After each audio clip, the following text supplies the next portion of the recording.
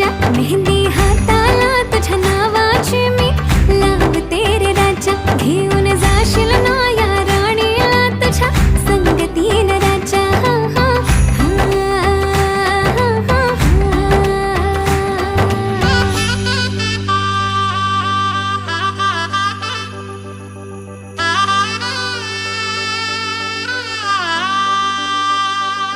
सजली ही नवरी बाई नवरोबासाठी ग, गाली हळदी चाले दिसते किती गोड ग.